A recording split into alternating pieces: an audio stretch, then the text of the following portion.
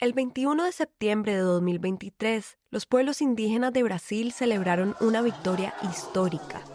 A emoção tomou conta dos indígenas que acompanhavam nesta quinta-feira a votação sobre o marco temporal em Brasília, após o Supremo Tribunal Federal formar maioria contra a tese. Finalmente confirmado su derecho a sus tierras ancestrales. Hoy es un día considerado histórico para los indígenas de Brasil. Não sei o que explicar, mas o meu avô queria tanto ir. El Supremo Tribunal Federal de Brasil falló a favor de los pueblos indígenas en un juicio que definió los derechos a sus tierras ancestrales. Pero la celebración no duró mucho.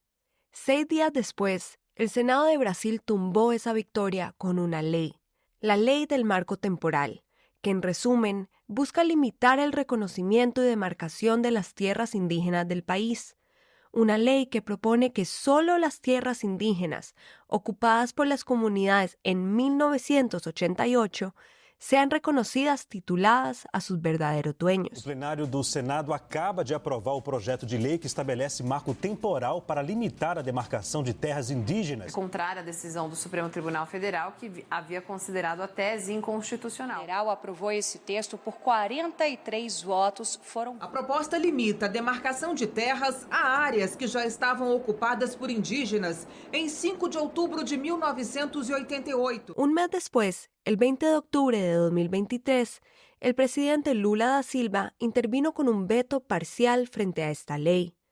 Lula pretendía, con este veto parcial, ir en contra de esta lei incentivada por el agronegocio. O presidente Lula decidiu vetar parcialmente o projeto que estabelece a tese do marco temporal sobre demarcações de terras indígenas. Sin embargo, en diciembre de ese mismo año, 2023, el Congreso eliminó el voto de Lula.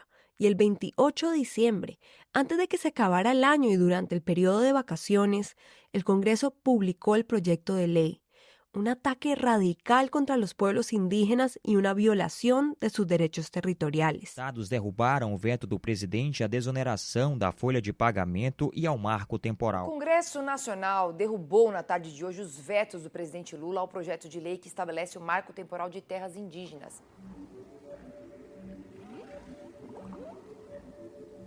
En el 2024 se reanudó el debate. El marco temporal regresó al Supremo Tribunal Federal de Brasil para que este órgano tome una decisión sobre si proteger los derechos territoriales de los pueblos indígenas o cambiar la Constitución y abrir paso a otros actores para que se apropien de sus territorios. Es decir, esta ley sigue en disputa y el Supremo aún debe decidir si es constitucional o no.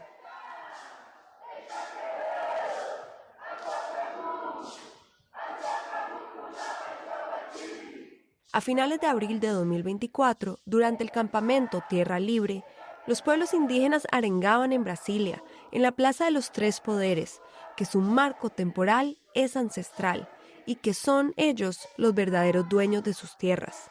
Pero, ¿qué significa todo esto? Esta lucha, a grandes rasgos, tiene 2 puntos cruciales: los derechos de los pueblos indígenas a sus tierras ancestrales y la tesis conservadora llamada marco temporal. Lo que ocurrió en el 2023 y está en juego este año es justamente esto: un debate jurídico entre el gobierno brasileño y sus múltiples facciones e intereses y los pueblos indígenas. Los pueblos indígenas le han pedido al gobierno y a los jueces que no cambien la Constitución y que garanticen su derecho al territorio ancestral, a protegerlo y vivir en paz dentro de este. En este episodio vamos a escuchar a uno de los abogados indígenas que ha estado en la primera línea de esta movilización, Luis Enrique Eloy Terena. Las personas del otro lado del río. Así llaman a algunos pueblos indígenas a quienes vivimos desconectados, consumiendo, desechando, consumiendo. Hemos pasado demasiados años viviendo de espaldas al río y ahora es momento de cambiar. Los pueblos indígenas en distintas partes del mundo sostienen en sus conocimientos milenarios las claves para coexistir con la naturaleza, proteger el planeta y garantizar la vida humana y no humana. En esta serie vas a escuchar a quienes están en la primera línea contra la crisis climática, los líderes indígenas globales. Aquí Comparten sus experiencias de vida, conocimientos únicos y consejos urgentes. Son ellos y ellas quienes están marcando el camino hacia un futuro posible. Es momento de escucharlos. Es el momento de cruzar el río. Cruzar el río es un podcast del proyecto More Than Human Life Moth, basado en el Centro de Derechos Humanos y Justicia Global de la Facultad de Derecho de la Universidad de Nueva York y 070 Podcast.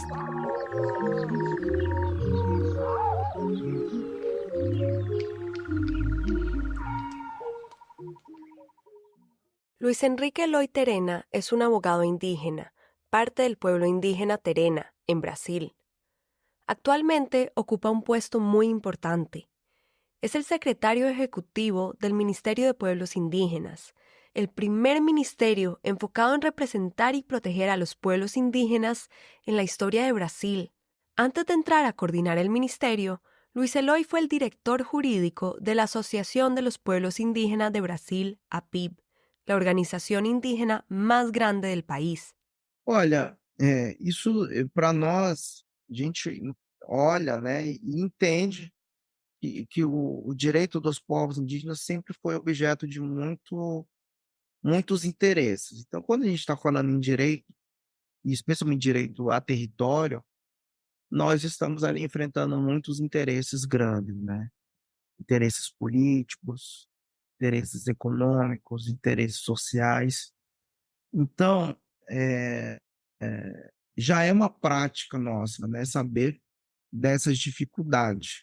Luis dice que los derechos de los pueblos indígenas siempre han sido objeto de muchísimos intereses y que al hablar de derecho al territorio hay que enfrentarse a intereses políticos, económicos y sociales. Para Luis, como abogado indígena, parte de su práctica es ser consciente de estas dificultades. Entre estas dificultades, una grande que actualmente está en disputa es la ley del marco temporal. Esa lei que mencionamos al inicio del episodio. Olha, o marco temporal, ele é uma interpretação jurídica que tenta, né, reconhecer o direito dos povos indígenas a uma determinada data, né? Então, aqueles que defendem o marco temporal, também chamado de teoria do fato indígena, eles falam que tem que ter uma data para se aferir se aquela comunidade indígena tem ou não direito àquela terra. E eles inventaram que a data seria 5 de outubro de 88, que é a data de promulgação da Constituição brasileira. El marco temporal es una tesis jurídica que limita el derecho de los pueblos indígenas hasta una fecha determinada. La ley del marco temporal en Brasil propone que solo las tierras indígenas ocupadas por las comunidades en 1988 pueden ser reconocidas como territorios indígenas. Esto significa que las tierras que no estuvieran ocupadas por las comunidades en esa fecha no serían consideradas para la demarcación. Esto ignora las dinámicas de expropiación y colonialismo que han sufrido los pueblos indígenas en el país. Y por eso, Luis considera que esta lei é inconstitucional. Ela é inconstitucional não só porque a Constituição brasileira em nenhum momento fala isso, né? A Constituição brasileira, pelo contrário, reconhece o direito originário. Direito originário é uma expressão categórica que está presente no texto constitucional. Mas como também, não só por aspectos constitucionais, o marco temporal ele é historicamente inaplicável, porque nós sabemos que em 88, quando a nossa Constituição foi promulgada, o Brasil estava saindo de um período ditatorial, né, militar, em que muitas comunidades indígenas de fato não estavam nos seus territórios. Luis dice que es inconstitucional porque la Constitución brasileña reconoce el derecho originario, es decir, el derecho de los pueblos indígenas a sus tierras ancestrales, sin ningún límite temporal. Además, porque en 1988, la fecha determinada en el marco temporal, era justamente una época donde Brasil salía de un periodo de dictadura militar y muchas comunidades indígenas no estaban en sus territorios. ¿Por qué? não estavam porque foram despojadas de seus territórios pelo próprio Estado, né? Pelo próprio Estado brasileiro, por agentes privados, mas com aval do Estado brasileiro. Las comunidades indígenas no estaban allí en 1988 porque fueron despojadas de sus territorios por el propio Estado y por agentes privados respaldados por el Estado brasileño. Por eso es que el movimiento indígena del país se ha movilizado desde hace más de una década para luchar en contra de este proyecto de ley. Então, nós estamos assistindo, nesse exato momento, confronto político, né, e de poder muito grande que envolve justamente os interesses e os direitos dos povos indígenas no Brasil.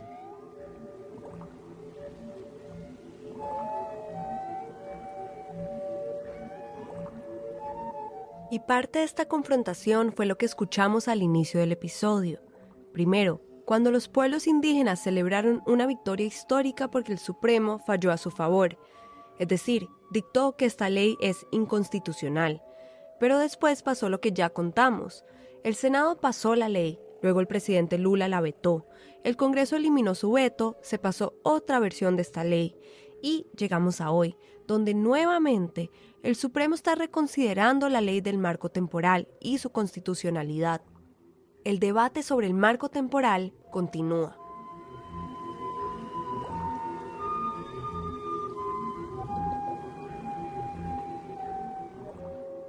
Cuando Luis Eloy habla sobre su profesión, dice que ser un abogado indígena es como ser un intérprete intercultural. Es como transitar una calle de doble sentido y siempre se debe mirar hacia ambos lados. Então, nós estamos justamente nesse ponto, né, de caminho, né, de duas mãos, inclusive. Uma que vai, outra que vem, e a gente tem que, a todo momento, estar olhando para esses dois conjuntos. Então, a gente tem que se balancear entre essas duas culturas, esses dois mundos, né? Luis dice que es un trabajo donde se deben equilibrar dos mundos, el mundo indígena y el mundo occidental. Hoy en día, la gran mayoría de organizaciones indígenas en Brasil tiene abogados y departamentos jurídicos propios. Los abogados indígenas desempeñan un papel crucial en la promoción de la justicia y la protección de los derechos de los pueblos indígenas. Son ellos quienes garantizan una representación legal precisa y culturalmente sensible. Então, deixar o gabinete, deixar o seu escritório, ir na comunidade, visitar, conhecer, participar dos processos institucionais, faz parte da prática da advocacia indígena, é por isso que ela é diferenciada, né, da advocacia tradicional, em que o advogado recebe o seu cliente em seu escritório, recolhe a documentação, as assinaturas necessárias e peticiona no processo, né? Generalmente, un abogado recibe a su cliente en su despacho, recoge la documentación y firma y presenta la petición legal. Por supuesto, eso hace parte del trabajo de Luis, pero también él viaja a las comunidades que representa para conocer y participar en procesos rituales. Esto, dice él, es parte de la práctica del derecho indígena. Esa es una de las maneras en las que Luis transita esa calle de doble sentido.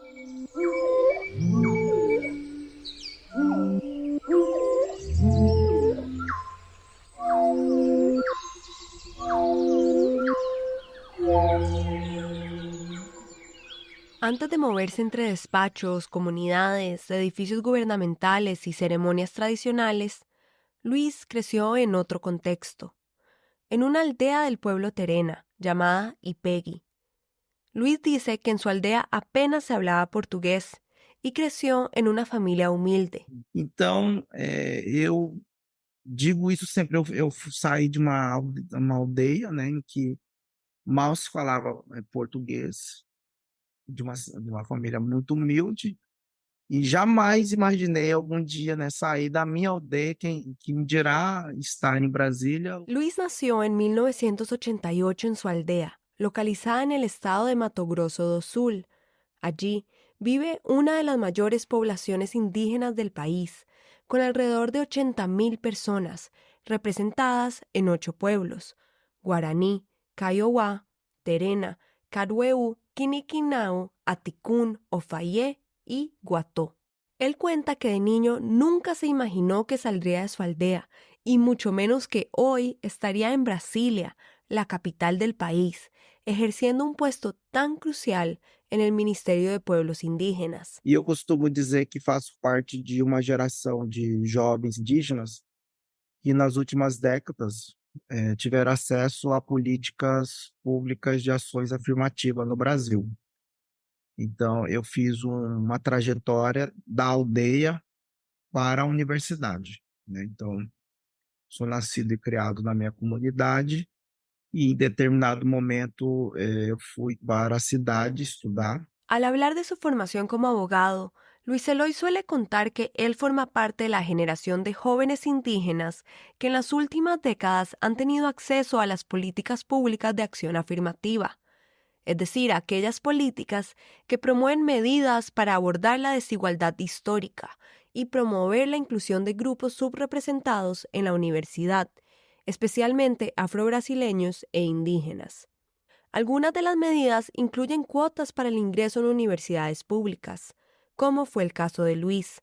Así que Luis nació y creció en su comunidad y eventualmente se mudó a estudiar Derecho en la Universidad de Mato Grosso do Sul. Allí inició un extenso recorrido académico que incluye un doctorado en la Universidad Federal de Río de Janeiro y un postdoctorado de la Escuela de Altos Estudios en Ciencias Sociales en Francia. E durante os últimos 10 anos advoguei para o movimento indígena brasileiro. Então fui advogado de várias organizações indígenas, como o Conselho Terena, a Atiguaçu Kaiowá Guarani, e fui advogado da COIAB, que é a Coordenação das Organizaciones Indígenas de la Amazonia Brasileira. Durante los últimos 10 años, ha sido abogado del movimiento indígena brasileño en organizaciones como el Consejo Terena, la Coordinación de Organizaciones de la Amazonía Brasileña y la Articulación de los Pueblos Indígenas de Brasil. Eu ocupo novamente essa tribuna para falar em nome da Articulação dos Povos Indígenas do Brasil, a PIB. En 2023, con la creación del Ministerio de Pueblos Indígenas bajo el recién inaugurado gobierno del presidente Lula da Silva, Luis recibió la invitación de ser el secretario ejecutivo. Y en este cargo, Luis es responsable de la coordinación interna y externa del ministerio, una tarea titánica en un momento crucial en la historia del país. E a partir deste ano, com a criação do Ministério dos Povos Indígenas, e a indicação da Sônia Guajajara para ser ministra, eu fui convidado para ser o secretário executivo. Luis ha estado ahí desde el inicio. Le ha tocado ser parte del grupo de personas que han construido un ministerio sin precedentes desde cero. E é cargo, né, de muita responsabilidade, né, de estar ali junto com a ministra. E a missão lá nos primeiros meses foi levantar, construir um ministério inédito do zero, né? Então, desde o ponto de vista orçamentário, as ações, os programas de governo, montar equipes, né, para atuar nessas áreas, e ao mesmo tempo ter que lidar com todas as demandas que já estavam acumuladas ao longo dos anos. Así, ha participado en casi todo, desde armar presupuestos y programas de gobierno hasta crear equipos y hacer frente a todas las demandas que se habían acumulado en estos años, en particular las demandas sobre la demarcación de las tierras indígenas y de restauración de tierras invadidas o extremadamente invadidas, como dice Luis. Demarcação de terras indígenas, processo de desintrusão de terras que foram extremamente invadidas nos últimos anos, né?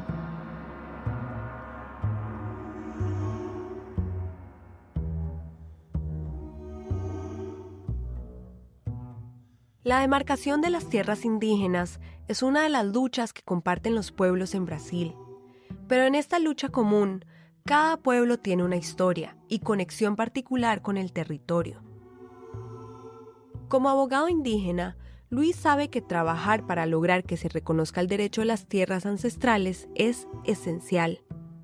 Es esencial y crucial, porque lograr la demarcación de estas tierras implica que los pueblos tengan autonomía sobre qué ocurre en sus territorios, que se prohíba la exploración y la explotación de los recursos naturales, que se preserve su forma de vida y se priorice la protección de los seres más que humanos.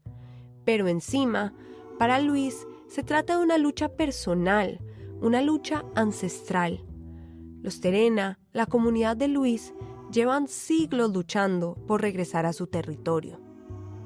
Olha, hoje nós, Terena, os nossos territórios, eles estão localizados de forma descontínua, né?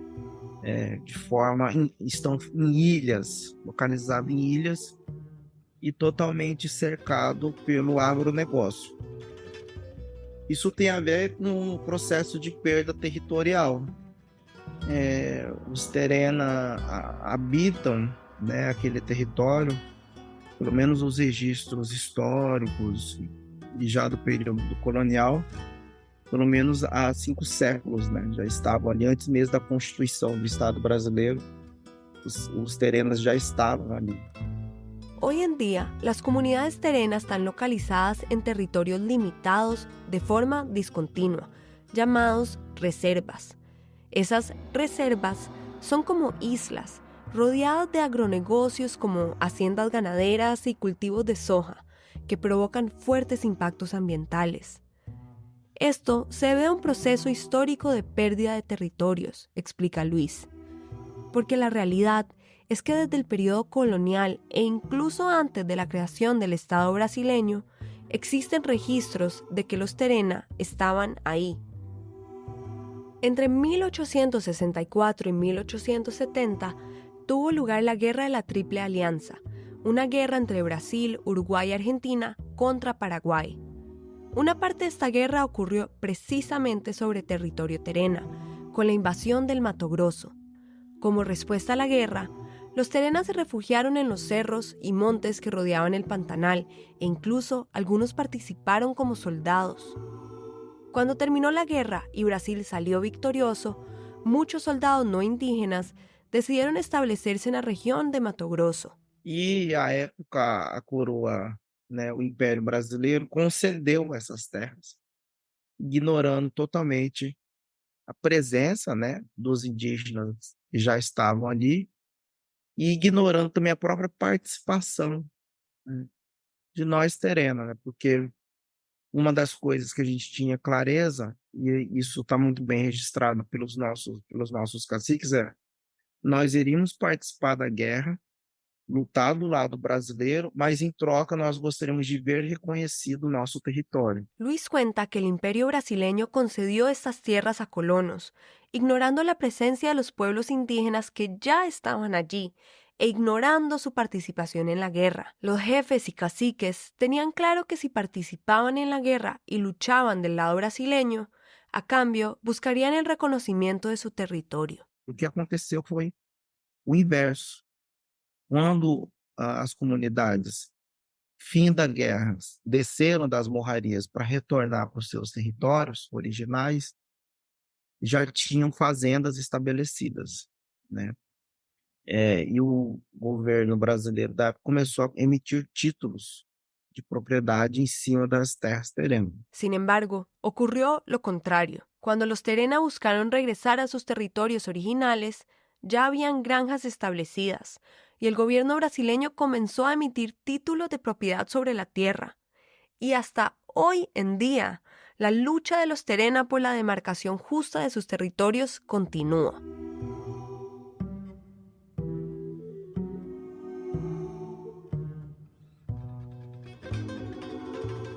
Que existan abogados indígenas como Luis, que exista un movimiento indígena articulado, que exista un ministerio de pueblos indígenas, que todo esto esté ocurriendo en Brasil hoy en día no es una casualidad.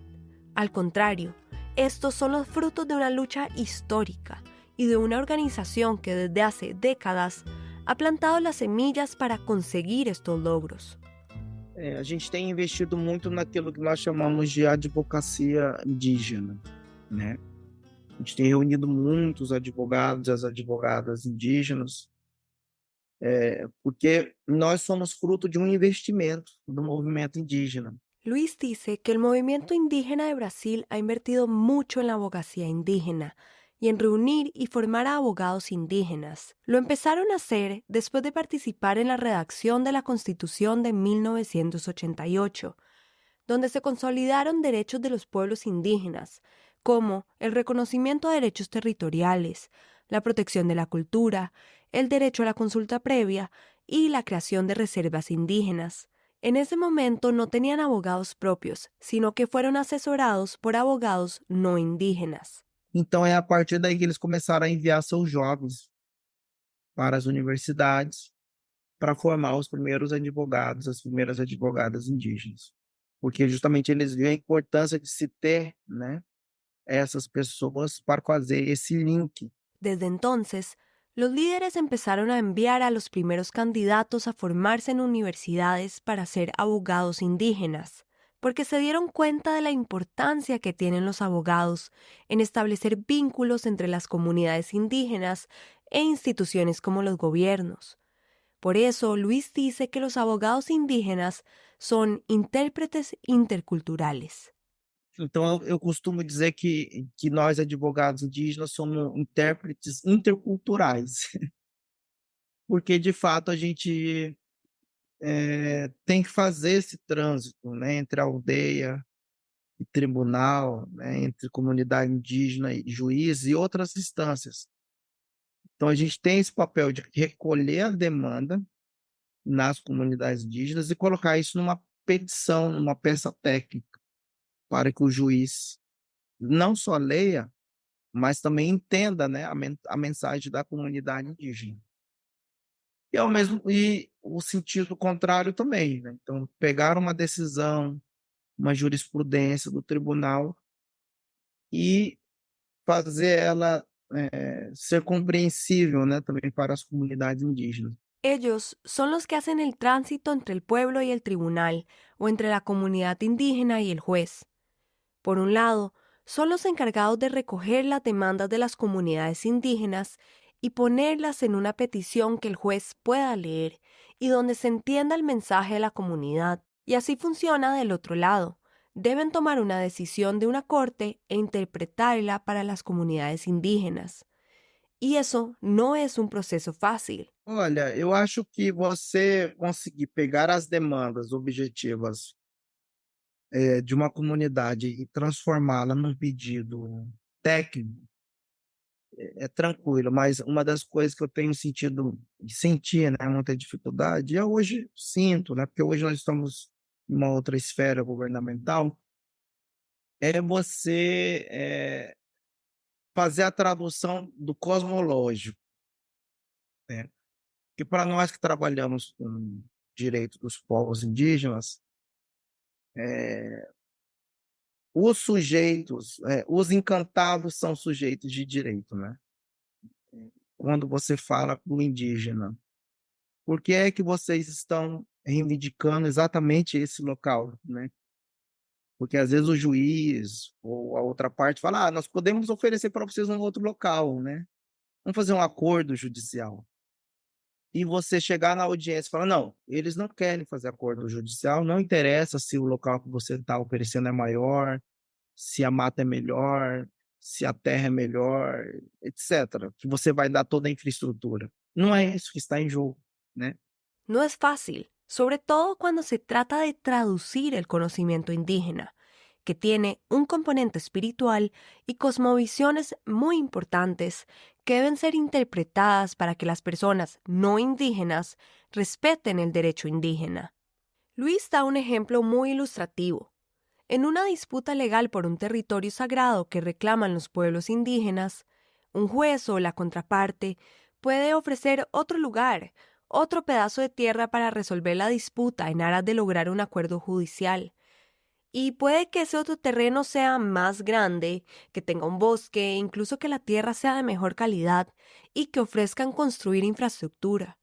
Pero eso no es lo que está en juego. Ali tem uma relação espiritual, ou ali tem um encantado, um ser que habita ali, que faz parte, né, da nossa cosmologia. Então, você traduzir isso para o não indígena é muito difícil, porque para eles isso não é aspecto que deve ser levado em consideração. Então, Eso no es lo que está en juego, porque lo que hay entre una comunidad indígena y un territorio sagrado es una relación espiritual. Por lo general, hay un ser espiritual que vive ahí y que forma parte de la cosmología de ese pueblo indígena. Y traducir eso para los no indígenas es muy difícil, dice Luis, porque para los no indígenas esa relación con el territorio no es importante, no se tiene en cuenta. En cambio, para los pueblos indígenas, el río, el bosque, el lago, los seres encantados, los animales, todos son sujetos de derecho y deben ser protegidos. Então, quando você está levando uma petição da comunidade, você não está levando só o direito da comunidade indígena, né? Você está agregando ali um conjunto de interesses jurídicos, mas que nem sempre são protegidos, né, pelo direito.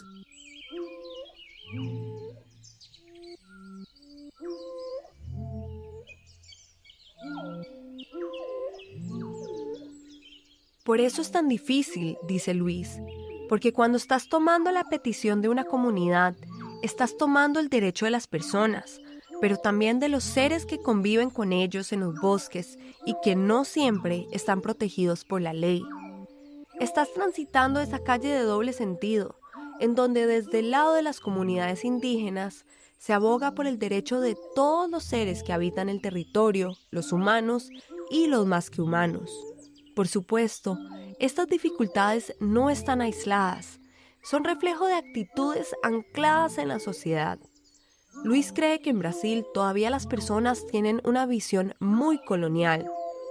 No Brasil, as pessoas ainda têm na sua mente, né, resquício colonial muito forte do que é ser indígena, né? Por exemplo, ainda no Brasil, as pessoas se estranham quando veem uma indígena ministra, ou um indígena advogado, né? Ou um indígena usando um tênis da Nike ou tendo um iPhone. Las personas se sorprenden si ven a un ministro o un abogado indígena con zapatos deportivos o usando un iPhone, cuenta Luis.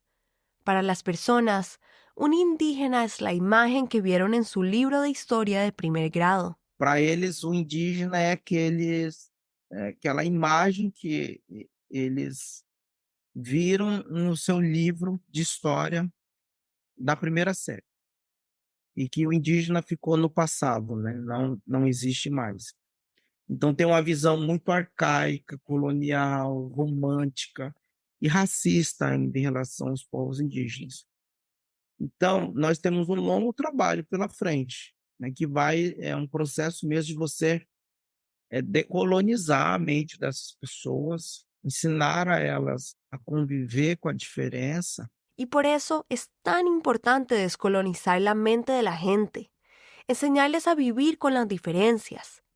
Se trata de romper con más de 500 años de colonialismo. É muito mais, né? São mais de 500 anos de colonialismo e a gente precisa, de fato, ir buscando formas de você romper com esse processo, né? Que já está estruturado, né? Já está sendo praticado há muito tempo. Un colonialismo vivo en las actitudes de las personas, un colonialismo que es también estructural, que se expresa desde las leyes hasta las decisiones de los políticos y las corporaciones. Pero frente a los grandes desafíos, Luis conserva el optimismo, un optimismo que ejerce desde su cargo en el Ministerio de Pueblos Indígenas. A diferença é que hoje nós temos um canal, né, uma abertura para dialogar, né, y levar directamente. Luis dice que la diferencia es que hoy en día, al contar con el Ministerio de Pueblos Indígenas, existe un canal abierto y un espacio para llevar las demandas directamente. Aún así, la realidad es que el marco temporal sigue en disputa. Por ende, la lucha para asegurar la demarcación de tierras continúa. Mientras tanto, el tiempo corre y avanza la explotación de los territorios. Agora, não há dúvida que mesmo depois, né, que sair uma decisão final, a gente vai continuar enfrentando, né, muitos obstáculos para poder efetivar né, aí a demarcação, a regularização territorial dos povos indígenas. Incluso cuando el capítulo sobre el marco temporal se haya cerrado, cuando se logre llegar a una decisión definitiva sobre la demarcación de la tierra, Luis asegura que los pueblos indígenas seguirán enfrentando muchos obstáculos. Por eso, dice, deben tener mucho coraje y confianza para trabajar, porque todo el tiempo se encuentran con dificultades de diversa índole. Então a gente tem que ter muito ânimo, né, muita confiança e ter muita espontaneidade, né, para trabalhar, que as dificuldades de várias ordens a gente encontra a todo momento, né? Isso dentro e fora, né? Antes e agora, né, sendo governo. Porque são, de fato, territórios indígenas que estão aí na fronteira ou confrontando com muitos outros interesses. Então, a gente precisa também ter esse olhar amplo dessas situações.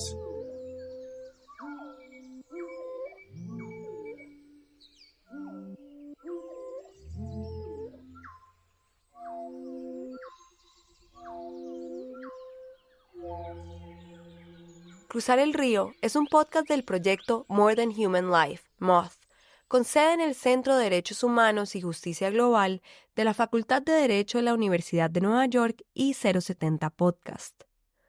La producción y el guión fueron realizados por mí, Goldie Levy. Fue editado por Carlos Andrés Vaquero Díaz, quien también es el investigador principal de este proyecto, y Natalia Arenas, de 070. Fue comentado por César Rodríguez Garavito, de NYU Era. El asistente de edición de sonido es Juan Felipe Rojas. Las imágenes de este podcast son de Nefasta. La música es de Cosmo Sheldrake.